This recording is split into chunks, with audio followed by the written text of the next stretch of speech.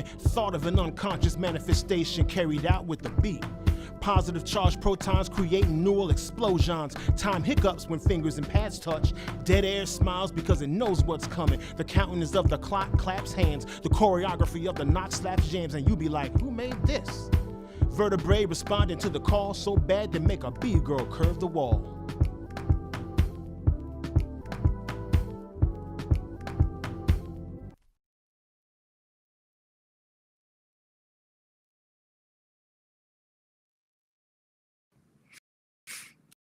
Greetings. Grade 2 of the 2022 winter break. I don't know if I want to say break, and I'm super excited. An author by the name of Alan King. Let me go ahead and read. Is an author, a poet, a journalist, lives with his family in Bowie, Maryland. Art and domestic issues. He's for a national nonprofit and Beats in Life Global Journal of Hip Hop. As a staff writer for the Baltimore Afro, King often, when covering housing, his three-part series, redevelopment, and the together stakeholders, i.e., the officials and developers, gave vulnerable residents up the city's blighted. During a trip to Kingston, Jamaica, King to the island's rich highlighting its national heroes and Bob Marley. Additions from slavery to understand the significance of the 7th Independence Day celebration. Assistant at the Center for Public Watchdog Organization, investigative journalist, King examples of corruption, the buying of the presidency. King is the author of Published under the Press Silver 16 and Drift, Aquarius Press in 2012, visiting author for Penn Fall Program. He's readers and writers through that. Bruckner, his teacher, put it, help young people happens rather than happened in history. Fellowships from Kale Khanum is of our nation's arts. 3 pushcart fellas, 3 nominations for the net selection. Graduate of the Stowe Residency Program, Southern Maine. His poem here in various literary journals featured on public.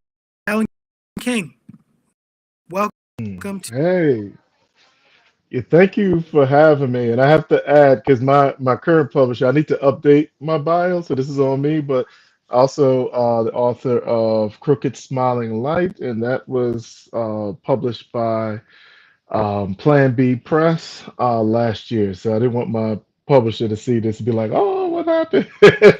But thank you so much, Monty. Congratulations on Thank the you. recognition writer, as an investigative journalist, as a member of a larger company.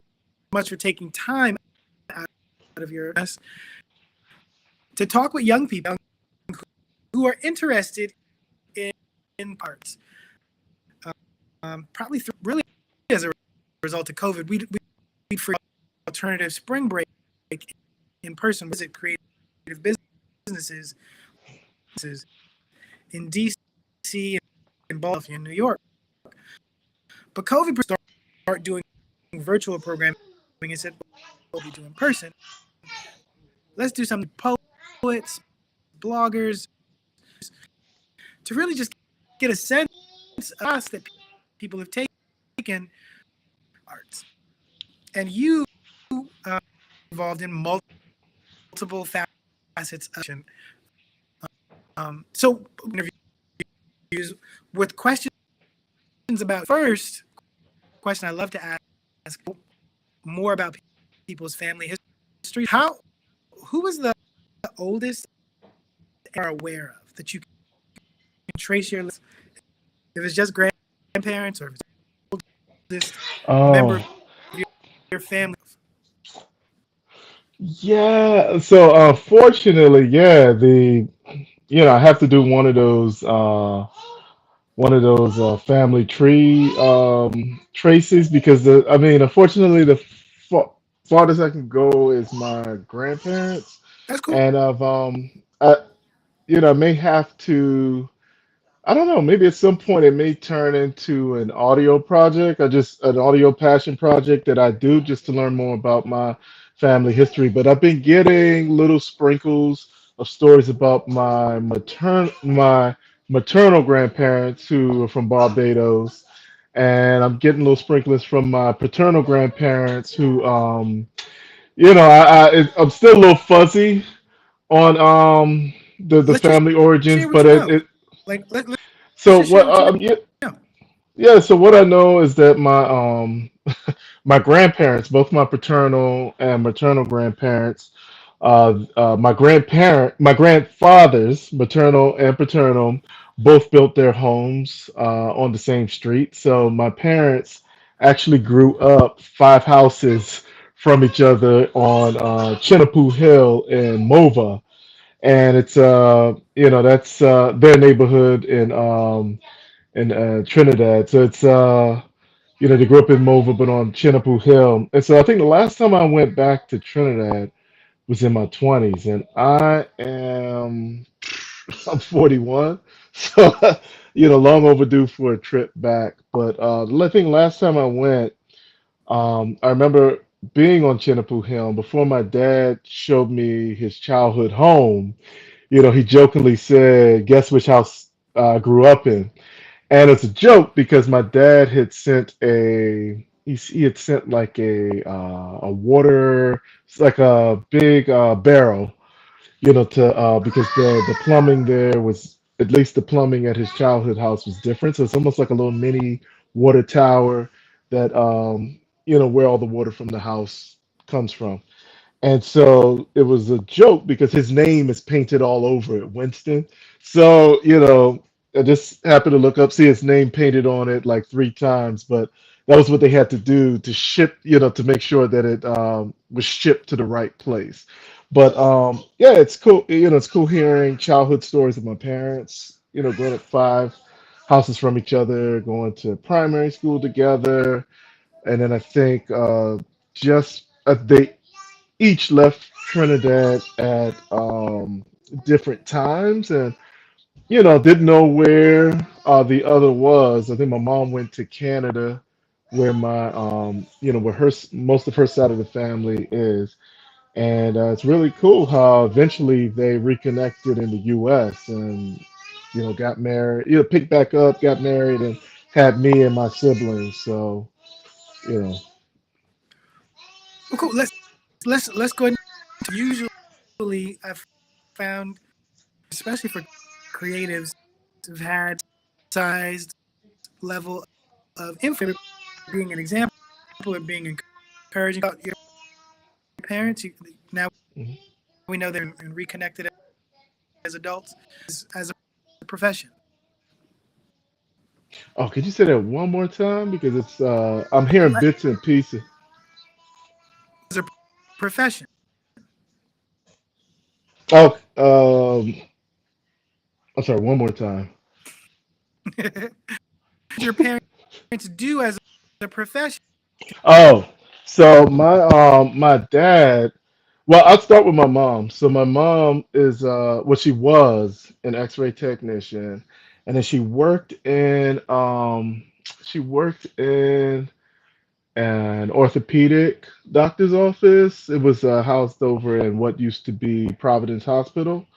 Then it became the medical center. And my mom is retired now, but for most of her profession, I knew my mom to be an X-ray technician, and so it was kind of cool because when I was a kid and I had sprained a toe doing something silly, She took me to her job, and her boss, Dr. Manning, x-rayed my foot and got me set. So she was always an x-ray technician. I thought it was cool to let folks know that. My dad is a master electrician, and he's self-employed. And I write about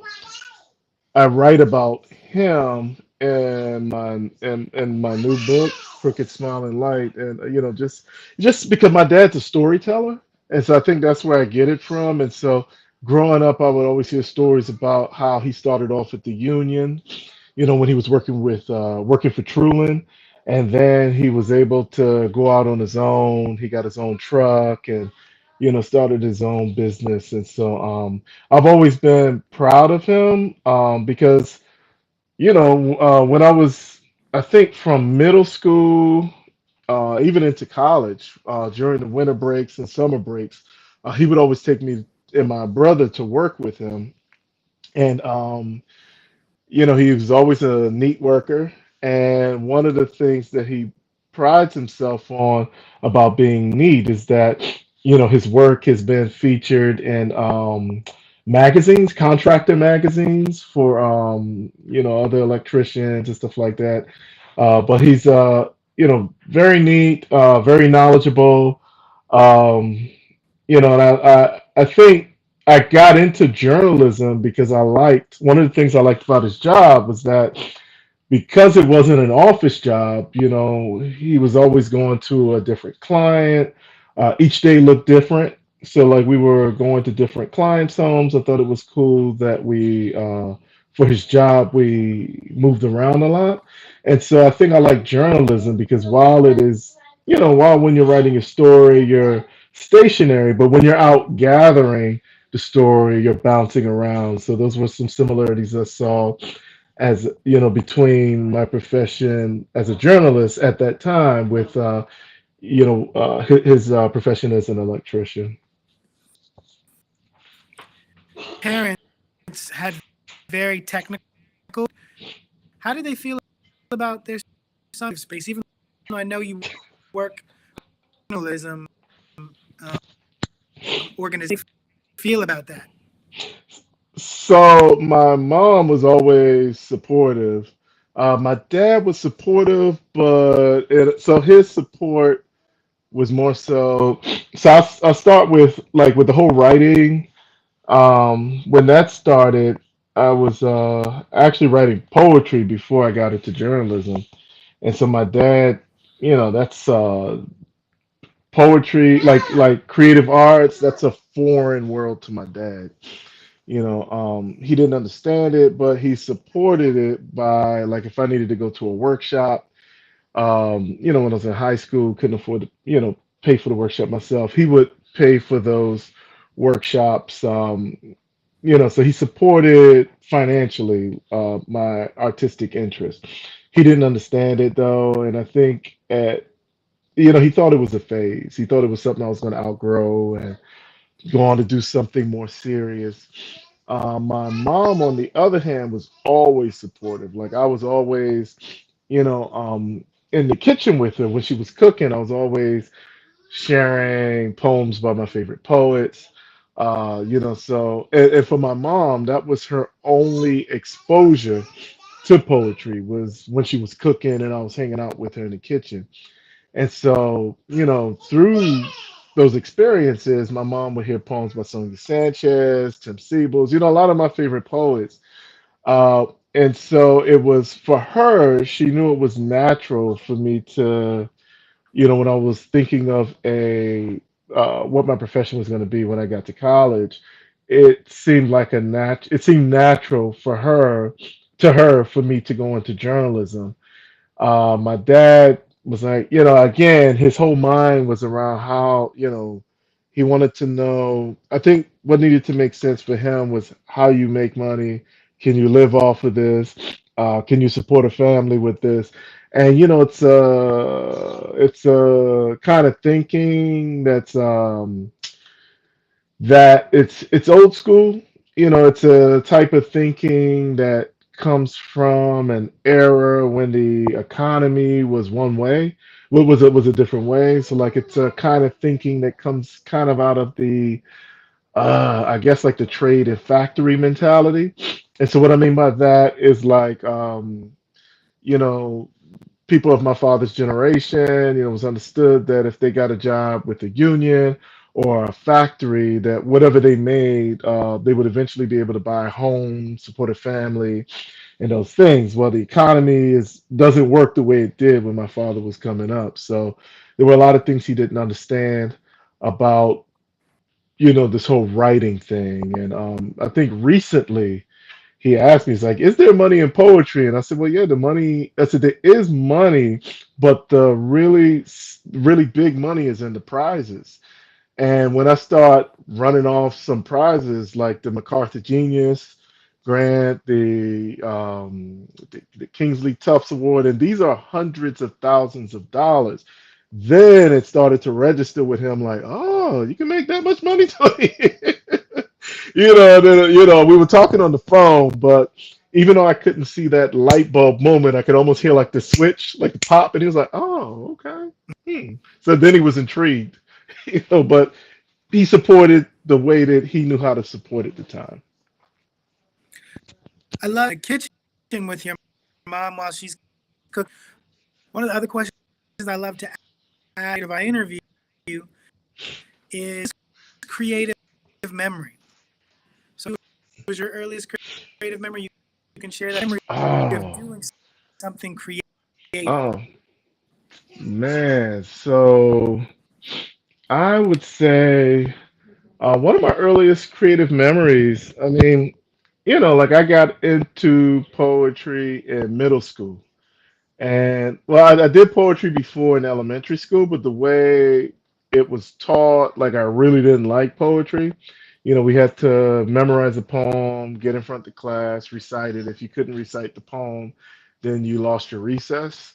And so really wasn't a good encounter for me with poetry. But in middle school, when I started writing it, and I was writing a lot of rhyming poems, and it was fun. It was fun finding the rhyming word and the rhythms and everything of it was fun. But I think, and I had another good memory in high school because my English teacher my senior year was the first poet that I actually met. He wouldn't just teach it, but he would bring his own poems into class and say, "Can I run some stuff by you?" And he was the my introduction to like open mics. Like I didn't know that poems could be read aloud in front of an audience. I didn't know that there were people there receptive to that. So that was another good memory. But I'll say that my my like a creative memory that really shines though is when I was at the University of Maryland, and we were actually at the University of Maryland together. I think when I was there, you were the vice president of the Black Student Association. I was there when some stuff had went down, and the BSA had a meeting in the Numburu circle. But yeah, during that time, I had joined a Big Brother big sibling program, I should say. And I say that because I signed up for a big sister, and it was actually my big sister at the University of Maryland. She found out she knew that I liked doing poetry, and so she actually went and did some research and found some open mics. And actually, she and I went to Bar Nun. And so that was my intro into the DC creative scene. And from there, I have great memories of just building my community. Some people from that community are still present in my life, like Derek Weston Brown, and yeah, I mean he's really the only constant from that time. But there are a few trickles of other folks from you know the early the early community days that are still around. But yeah, my creative memory starts from there. I credit my big sister, my campus big sister, for really giving me putting that boot on my behind to really get me out and reading at the open mics. And so I didn't know that you were a part of the big program Biggs program at Hmm. interesting, bro. Back that far. And I used to go to bar. It's so crazy. To be very and I would always be at the end. Come and be there the whole time, but I'd not be late or getting ready to go. Um, what kind of an impact do you think community had on your development? Because this broadcast, if who are interested in pursuing to yours as some of the other folks were important, was it for you to find a community, develop your craft?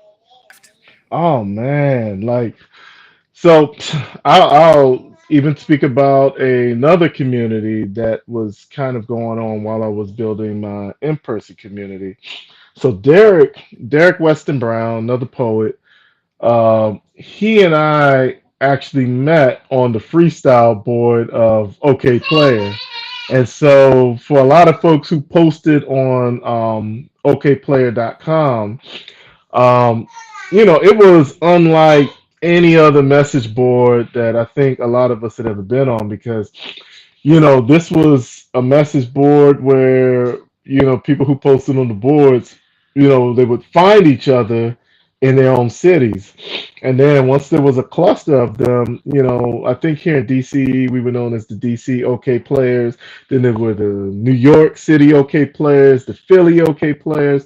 And I mean, it was so serious. We were doing these road trips to meet the other OK players. But the importance of community was that prior to meeting these folks on the message board, like I fell into the trap that a lot of young poets, especially poets who had just started writing, fall into. And that was, I didn't, I was like, oh, I'm not reading anybody because I don't want their stuff to influence mine. And I got my own sound and all this, right? And, unwittingly, me and the other people who thought that way was sounding like other people who didn't want to read, because we didn't want to be influenced. And you could tell. And I went to Bar Nun, and I'm so glad you weren't there when I was on the mic because, again, I was getting up, I was getting on the mic, I didn't know what I was doing. I was imitating what I thought a poet was supposed to be, what a poet was supposed to sound like. And I got booed, I got heckled. Um, and at the time, it was a little, it was a lot crushing. But looking back, I think it was just a tough lesson. I wasn't reading anybody, wasn't studying. So community, the OK Player community, would post on the boards, and we comment on each other's work and stuff like that. But then there were folks on the board who became my friends in real life because they lived in DC. We'd meet up. They would say, "Hey, you may want to check out Nikki Giovanni. You may like Nikki Giovanni stuff." So then I started reading Nikki Giovanni and started going out and buying all of her books and just absorbing Nikki Giovanni. Then somebody said, "Well, if you like Nikki Giovanni, you're gonna love Sonia Sanchez." And I went crazy on some Sonia Sanchez. Went and I think, well, I was a college kid, and I hate to make this college cliche, but broke college kid. So I couldn't afford all of Sonia Sanchez's books, so I would buy her selected collecteds, and so that way I had like, I could get a taste of all her earlier works and then her new stuff. And so I went out and got "Shake Loose My Skin," and I probably read that book from cover to cover. I lost count. Like I lost count after like the fifth, probably the fifth or sixth time I read it from cover to cover. Then they put me on the Yusef Komunyak, and they were just throwing all these poets at me, and I was reading them. And one of the cool things I noticed was subconsciously my writing started to get better because while I was reading and enjoying the poet's work, I was also learning what was possible on the page, what was possible in terms of technique and learning new techniques and applying some of those techniques to my work. So had I not had that online community, I probably would have, well, not probably, I definitely would have come to that realization much later than I did. So my community helped speed that learning for me. And my community also, when I got to a point where I started getting claps and applause and stuff, my community also helped keep me grounded, you know. So it's the community is everything, I think, in the arts. You know, you need people to bounce ideas off of, and you need people to, you know, help you sharpen your sword, you know. So I got to say, most people from DC talk about that. You're the first person who talked about my fair share of poems got a golf clap. But how did that, like, basically that cultivated because people didn't just stepped in to help and to say, well, maybe um, you've already described as you to read more. What was it you talk about? Kind of you've shared dramatic experiences with potentially losing recess, being out in a community. How has how did the impact urging you to do better to kinds of poetry? okay, so yeah, again, it's coming in bits and pieces. But were you asking how the community impacted me on? That is not coming through. So Yeah, it's what like, I was let's try it again. So those negative experiences impact just reading to get hold on, I'm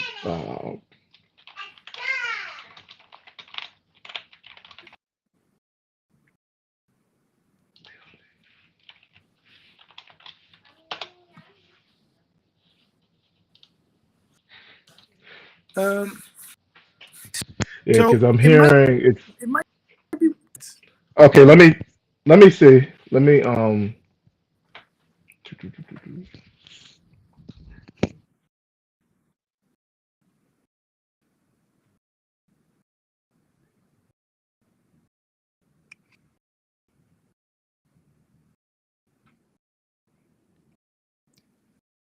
so hopefully have his audio situation together the podcast because I see I've got activity. So hopefully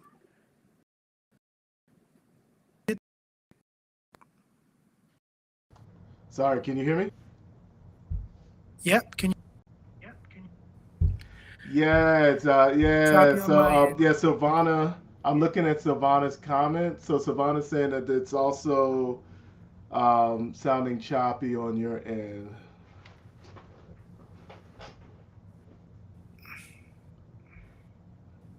Huh. Okay, well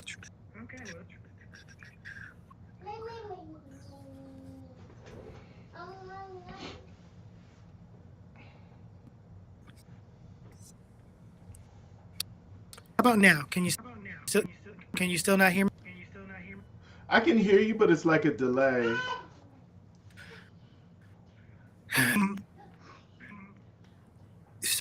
Can we talk about um, studying undergrad? Oh, you said studying under who? Undergrad. What did you study Grad, what did you at the study at the University? university? Oh, so I was at University of Maryland for a little bit. Um, I always had to tell this story. So I was at the University of Maryland for a little bit, and by the time I got to Maryland, I was coming from being an introverted high school kid to like a crazy extroverted college student. So I didn't anyway, I didn't stay at the University of Maryland long. But when I got to Howard, I had already, prior to leaving Maryland, I had already had an interest in communications.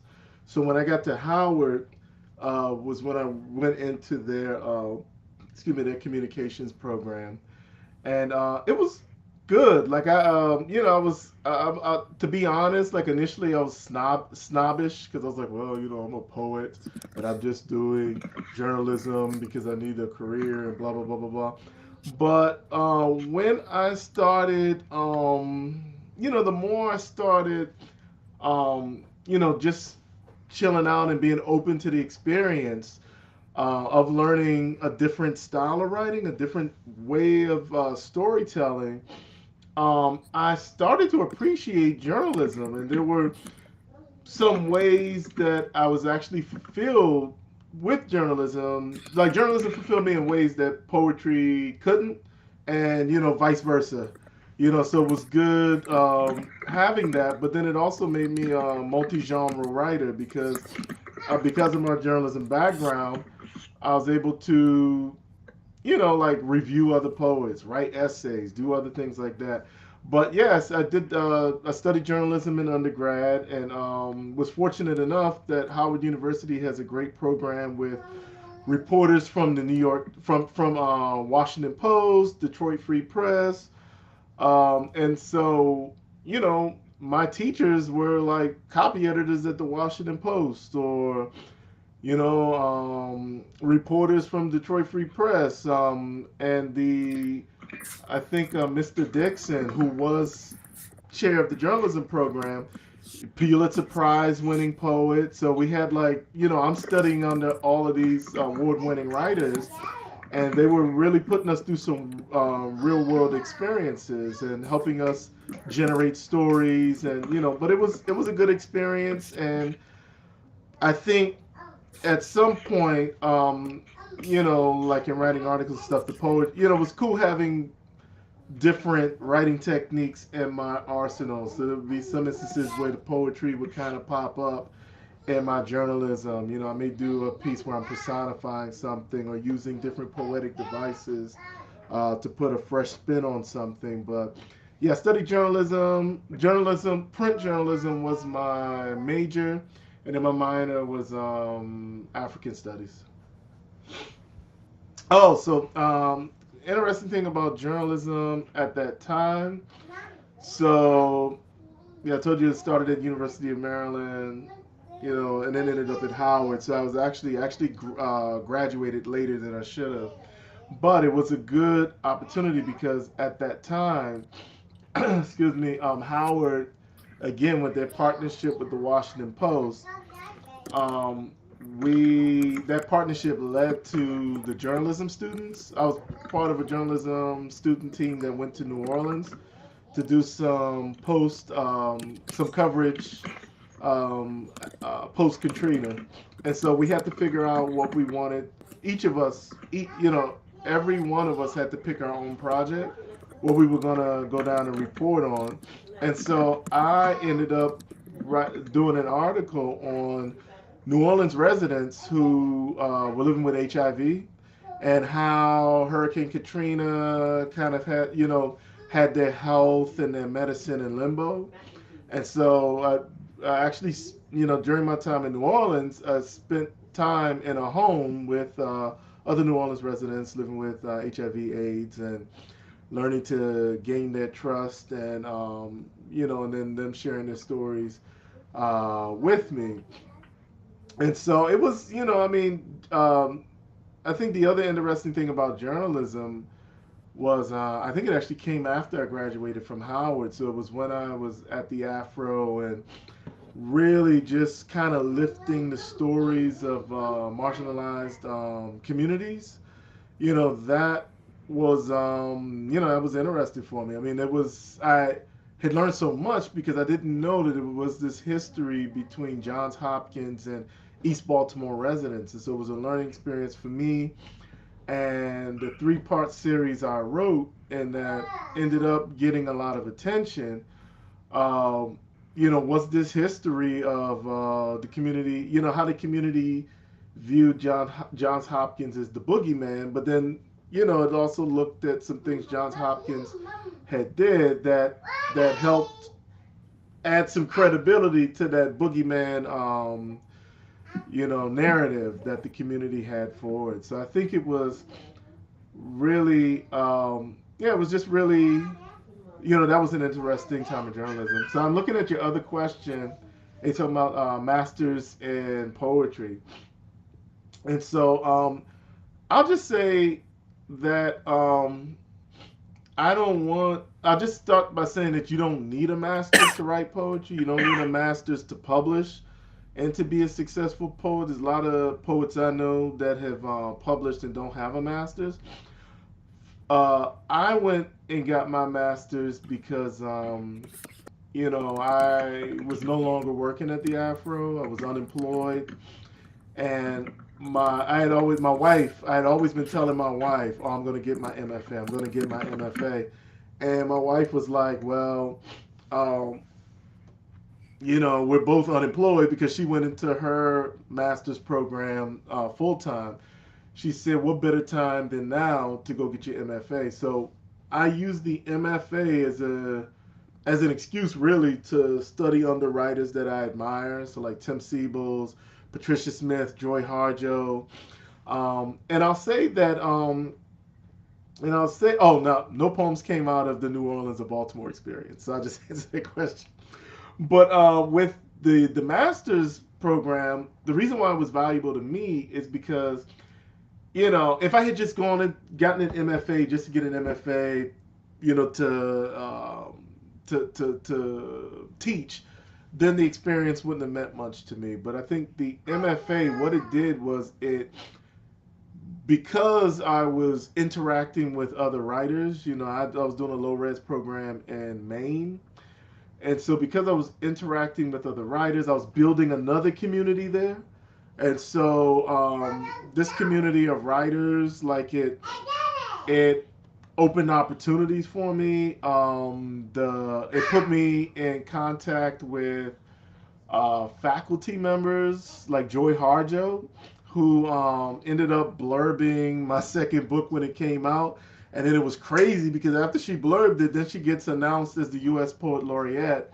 So it put me in contact with a lot of important people, and I got a lot of great opportunities that came out of that. But then I think the greatest thing that came out of it was the second book because that was my graduate thesis, and that's what was published. But the MFA I think was very valuable to me because it gave me more time to study the craft. Prior to the MFA, and I've told Tim Siebels and Joy Harjo this, and I've actually joked about this with Joy Harjo, was I was writing shorter poems before the MFA because I didn't think I was scared to try to write longer poems. I thought that there was no way that I could do that without a poem falling apart. And then so Tim, who mentored me like two of the semesters I was there, really showed me this trick to like how to add to the poem, how to explore different parts of a poem. And next thing you know, a poem that was maybe about 6 stanzas in the beginning, or maybe about 9 stanzas in the beginning, ends up being like a 30 stanza piece, and Joy Harjo, I think the joke with her was like I would joke with Joy Harjo and say that during the MFA program, she was like my fitness trainer. She was standing over my poems like, come on, you can do it. And, like she really pushed me to add some muscle, the imagery and all these other techniques to the work. I got my MFA at the University of Southern Maine, and the program is called the Stone Coast MFA program, but it was at the University of Southern Maine.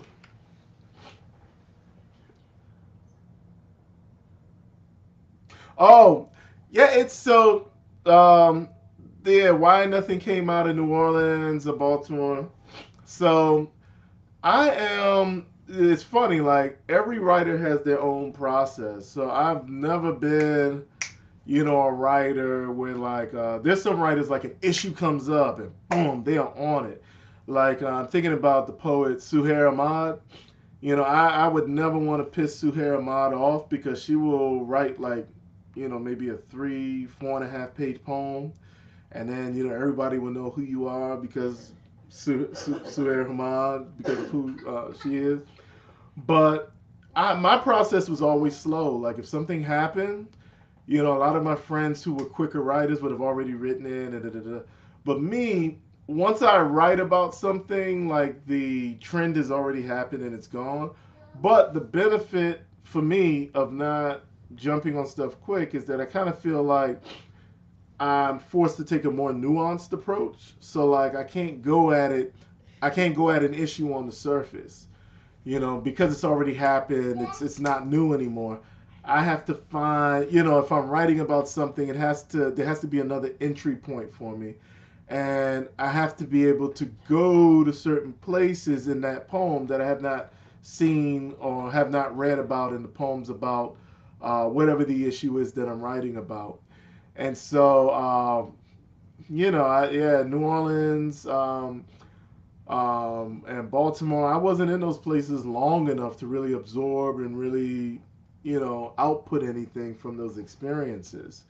Or at least not there long enough to write anything substantive and genuine about it without looking like I was, trying to throw a hook onto something that was hot or whatever. So that's why nothing came out. Okay, at this point, what would you want to be? At this point, would you want to be a writer in one form, or do you still enjoy writing?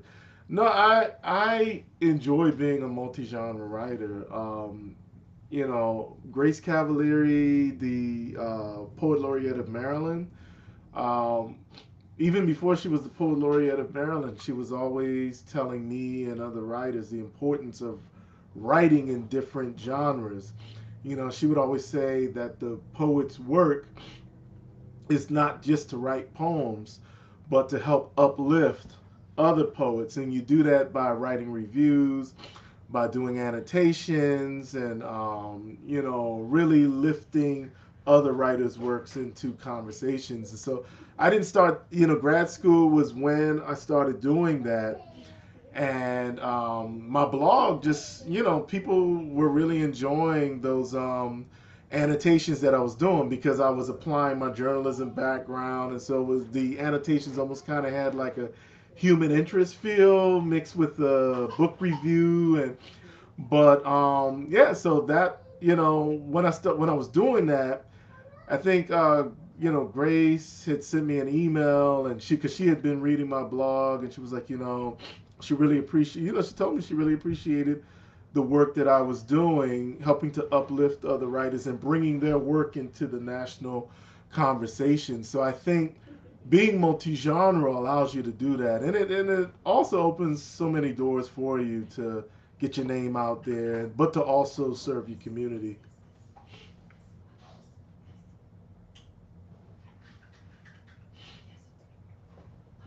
Mm. So, how important is your work as a teacher to use a writer? And then, so, yeah, I think when I was teaching, I don't teach anymore, but when I was teaching, um, I knew that I was gonna be, my role was to help, guide the younger writers, but I also came into it, trying to be open enough to see what I could also learn from my students. And so, as a teacher, one of the cool things was just, one of the things I enjoyed, and I saw this as a teacher at Duke Ellington, I saw this as a teacher in an arts program with the DC Creative Writing workshop over at Hart Middle School, was it was awesome just watching younger writers just flourish. And, you give them an assignment and they just kill it.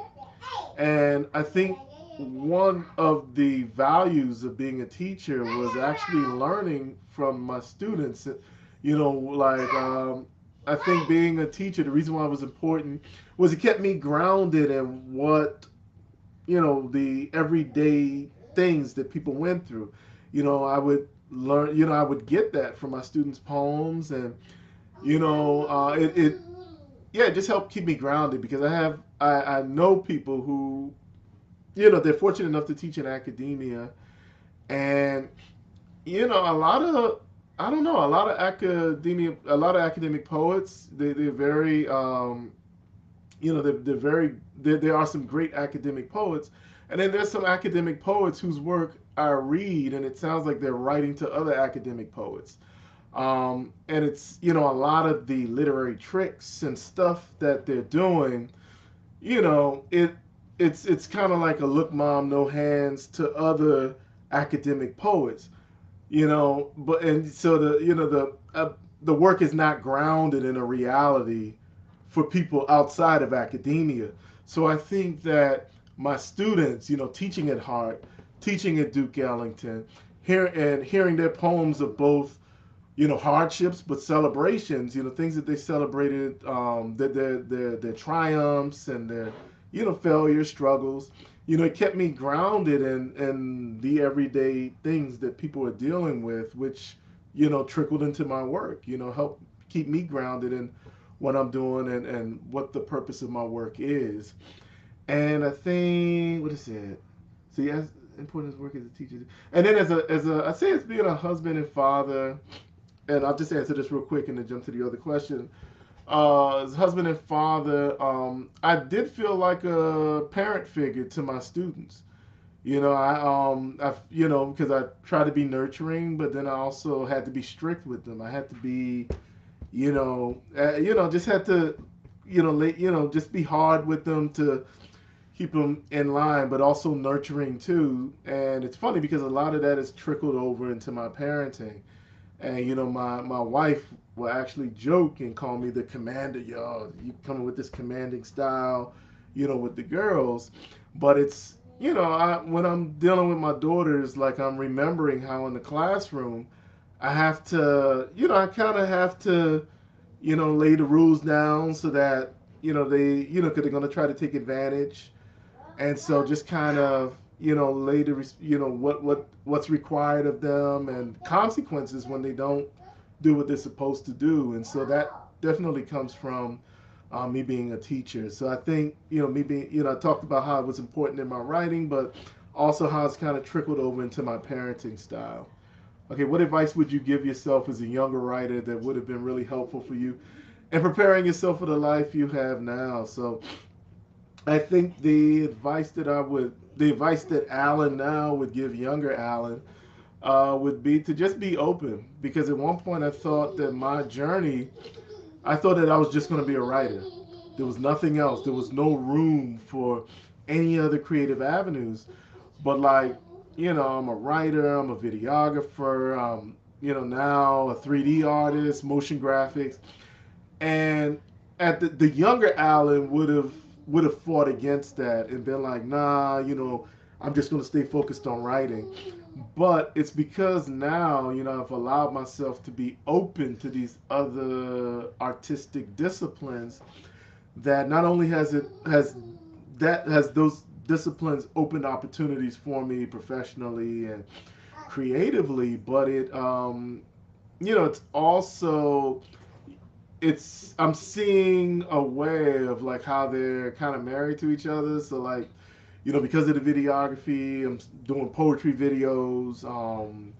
The poetry is also coming. It's going to be manifested in other ways. Because I have some experience with audio. I did with my publisher's permission, I was able to turn my first book into an audio book that was sound designed and everything. So yeah, I would tell my younger self to just be open to every creative possibility and to embrace it and don't worry about those other opportunities hindering me as a writer, because they're not taking anything away from, those disciplines aren't taking anything away from me as a poet.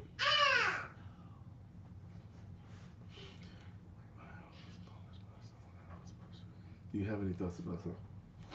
So I would just say, on this, like I would encourage, like, if I would say if folks are going to self-publish, I have great examples of people I know who started self-publishing and then they flourished, like Truth Thomas.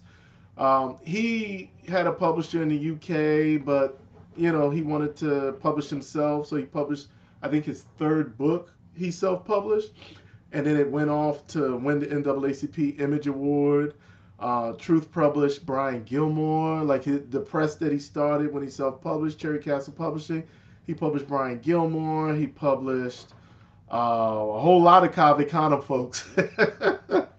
And he's not Kavekano, that's why I'm laughing. But he published a whole lot of Kavekano folks.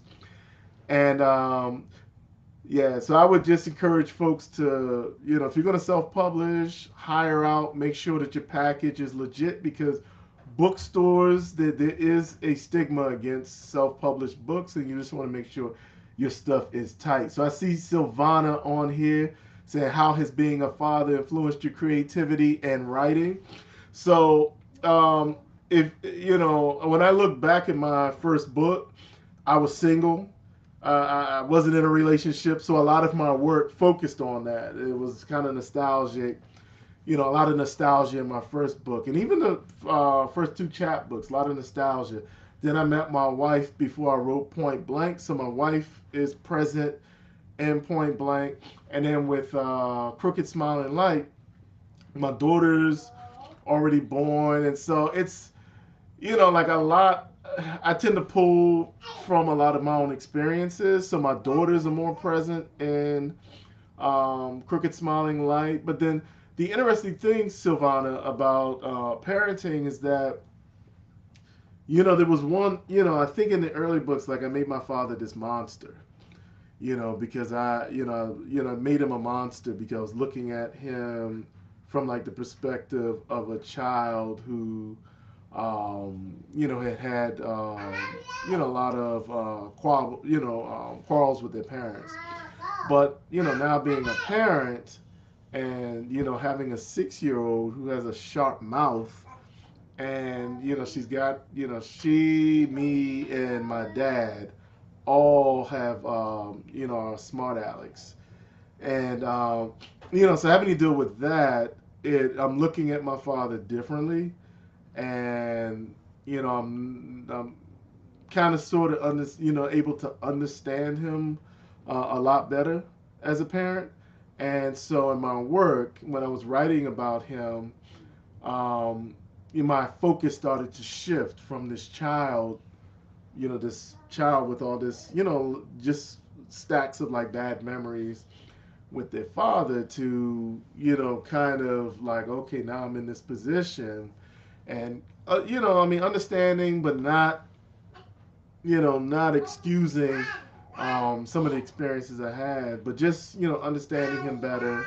And actually, he and our relationship got a lot better once I started parenting. And and I wasn't, once he saw me in that role, being responsible, our relationship got better. But I think now, writing about my dad, it's there's some nuances there that weren't in my earlier work.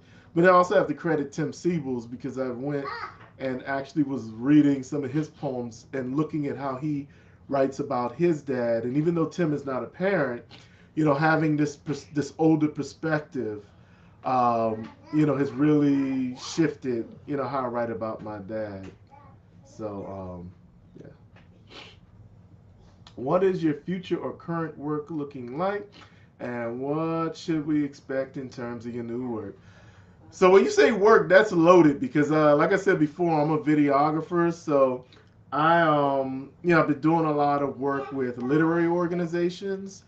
So I'm looking forward to doing more work with those organizations and other organizations. A lot of my clients have come out of the writing communities, which have been great. So look forward to doing a lot more of that. But in terms of literary work, I don't know. I don't know what's coming next, and that's the exciting thing. I haven't written anything in a while, and I think too, to jump back to that other question, Mozzie, what would I tell younger Alan, is that to not even sweat it. Not even sweat not writing for a while, because younger Alan would have been freaking out. Am I still a poet? Oh, I haven't written anything in a while. But, I was talking with Joy Harjo, a few months ago, and, she asked me, how's your writing going? I was like, hey, I have not been writing much. And I said, I've been too focused doing video stuff. And Joy, we going out to breakfast, and so Joy just kind of like, it was funny. She just kind of went, she said, it happens. And for people who don't know, Joy Harjo is also a musician, and you know, she has also been spending a lot of time, writing music, playing her saxophone, and really getting into being, really just staying in that realm of being a musician. And so we talked about how those other disciplines we're fulfilled in ways. Poetry's fulfilling, but these other disciplines fulfill us in ways that poetry don't. So, um, just be real. But yeah, so I'm not sweating it. It's gonna come when it comes. But I'm excited to see what the new work brings. Okay. So the video work.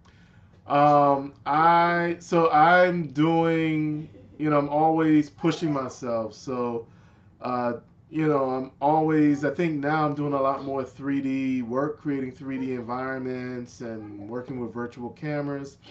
So I may be doing a lot more 3D animations. I did some for the Hurston Wright Foundation for their Legacy Award event that just passed. They hired me and I did a lot of 3D animations for them. So I'm looking forward to do a lot more of that, but I'm also just purchased a new camera, which is, a powerhouse of a camera. So I'm really looking forward to doing a lot more talking head stuff, covering more literary events. I'm currently doing those for Little Patuxent Review and the Hoko Palazzo, Howard County Poetry and Literary Writing Society, Literary Society, Hoko Palazzo. I've been doing some stuff with them, so I'm looking forward to doing a lot more with them. But that's my video work right now. I think the next thing I have coming up is I'm working on a video project with Brian Gilmore and his law class at the University of Maryland. So putting together a video about his his course on housing, fair housing. So if you follow my social media channels, I'll have updates, when that project is done. Thank you much for joining us. Thank you. Peace. Peace.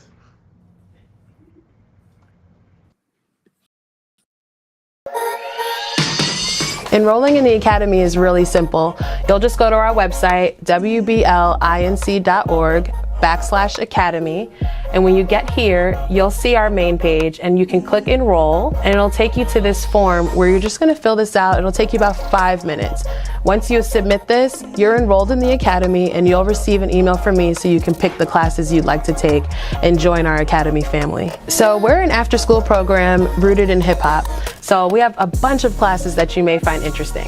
You can go right to our website and go to our classes tab and you'll see some of them, from performing arts like hip hop theater, spoken word, hip hop dance, some of our business classes that are like a boss and walk it like I talk it, which would be more arts management and entrepreneur based. And then we also have things like our music classes, emceeing and rapping and beat production and DJing. You can go to wblinc.org/academy to enroll.